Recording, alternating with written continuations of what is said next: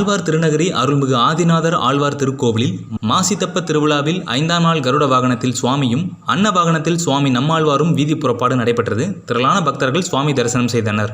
தூத்துக்குடி மாவட்டம் தாமிரபரணி நதிக்கரையில் அமைந்துள்ள 108 திவ்ய தேசங்களில் ஒன்றானதும் நவ திருப்பதிகளில் குருவுக்கு அதிபதியாகவும் ஆழ்வார் திருநகரி ஆதிநாதர் ஆழ்வார் திருக்கோவில் விளங்குகிறது.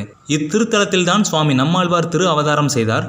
மாசி மாதம் திரு விசாகத்தன்று தாமிரபரணி பொருநல் சங்கனி துறையிலிருந்து தீர்த்தம் எடுத்து காய்ச்சவும் என உத்தரவு நம்மாழ்வாரிடமிருந்து பெற்று மதுரகவி ஆழ்வாரால் கைப்படாத உற்சவர் திருமேனி நமக்கு வணங்க கிடைத்தது.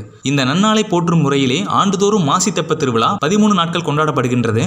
இந்த ஆண்டுக்கான மாசி தெப்ப திருவிழா கொடியேற்றம் கடந்த 20ஆம் தேதி தொடங்கி தொடர்ந்து நடைபெறுகின்றது. திருவிழா நாட்களில் தினமும் சுவாமி நம்மாழ்வார் காலை வீதி புறப்பாடு திருமஞ்சனம் நடைபெறுகின்றது.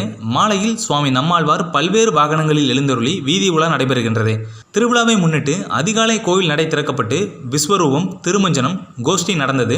மாலையில் கருட வாகனத்தில் சுவாமி பொழிந்து நின்ற பிரானும் அன்ன வாகனத்தில் சுவாமி நம்மாழ்வாரும் சிறப்பு அலங்காரத்தில் எழுந்தருளினர். அத்தியாபக கோஷ்டியின் 4000 திவ்ய பிரபந்தத்தில் சாமவேத சாரமான திருவாய்மொழி பாசுரங்களை விண்ணப்பித்து முன் செல்ல சுவாமி புறப்பாடு நடைபெற்றது. சுவாமி நம்மாழ்வார் எழுந்தருள குடைவரை பெருவாயில் தீபாராதனை நடைபெற்றது. கருட சேவை மாட வீதிகளில் வலம் வந்து பக்தர்களின் நாம சங்கீர்த்தனம் பாடியபடி பின் சென்றது.